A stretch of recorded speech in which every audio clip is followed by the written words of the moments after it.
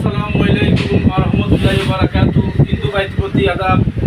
আজকের আমরা লাল গোলাপ ক্লাবের সদস্য ও আমরা এলাকার কিছু মুরব্বী লইয়া আমরা অবশ্য হয়েছি। আমরা একটা উদ্দেশ্য সামনে আমরা ঈদুল ফিতর মানে কুরবানির ঈদ, যাই হোক আমরা গত 2024 সালে আমরা লাল গোলাপের পক্ষ থেকে আমরা একটা মিডিয়াম বা ফুটবল টুর্নামেন্ট চাচ্ছিলাম। আমরা এই পূর্ব ইসলামনগর থেকে ধরিয়া পশ্চিম মাতিল মাঠ সম্পূর্ণ মাঠ।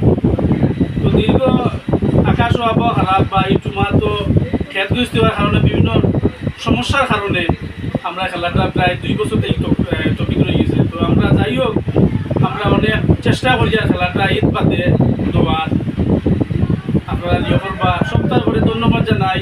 এই যে খেলা আমরা লাল গোলাপ পক্ষ থেকে দিছি, তো প্রথম পুরস্কার দিয়ে আমরা সাহায্য সহযোগিতা করছেন আমরা আমেরিকা প্রবাসী জব্বার সিদ্দিকী, আগামীতে সম্ভবত চেয়ারম্যান পদপ্রার্থী।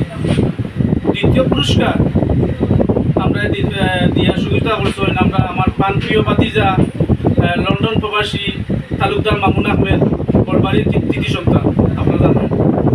যাই হোক আমরা এই খেলা সম্পূর্ণ যা লাগবো এর থেকে যে পর্যন্ত আমরা জব্বার সিদ্দিকী আমাদের বড় ভাই আমেরিকা প্রবাসী আগামী দিনের চেয়ারম্যান পদপ্রার্থী, আমরা স্পন্সর হিসাবে আমরা খেলাধুলার সদস্য আছে, আমরা প্রায় বিভিন্ন জাতের ইয়ে আছে। যাই হোক আমরা এই খেলার এলাকার সব মুরব্বিয়ান তাপা বাটারা চেয়ারম্যান মেম্বার দরিয়া আমরা এলাকার আমরা এই 3 নং ওয়ার্ডের মেম্বার তালুকদার মনসুর আহমেদ আমার ভাই তাইনও আছে এই খেলার জড়িত প্রথম থেকে।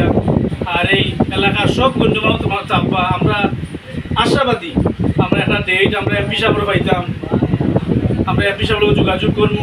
আর আমরা ঈদর প্রায় সপ্তাহ পরপরই সপ্তাহ 5-7 দিনের ভিতরে আমরা খেলাটা দেওয়ার চেষ্টা করবো। যারা আমরা পুরস্কার দিয়া সহযোগিতা করছেন জব্বার সিদ্দিকী ভাই আমেরিকা প্রবাসী, আমি ধন্যবাদ জানাই। আর আমরা ফাইনালে যতটুকু খরচ করা লাগবো স্পন্সর হিসাবে তাই আমরা ইনশাল্লাহ এটা দিবা। আর ধন্যবাদ জানাই মামুন তালুকদারকে, একটা টিভি দিয়ে আমরা সহযোগিতা করছি যেটা আমরা এই খেলাটা দ্রুত শেষ হতাম বাদে আমরা সব বাটারাবাসী সবাই সাহায্য সহযোগিতা চাই। এই বলি আমার সংকল্প বক্তব্য এখানে শেষ করলাম। আসসালামু আলাইকুম। বিসমিল্লাহির রহমানির রহিম। আসসালামু আলাইকুম। আজকে দীর্ঘ অনেকদিন পরে লাল গোলাপ ক্লাবে একটি জরুরি বিষয় নিয়ে এখানে উপস্থিত হয়েছি। আপনারা সকলে জানেন 2024 আমাদের ইসলামনগরে লাল গোলাপ ক্লাবে একটি ফুটবল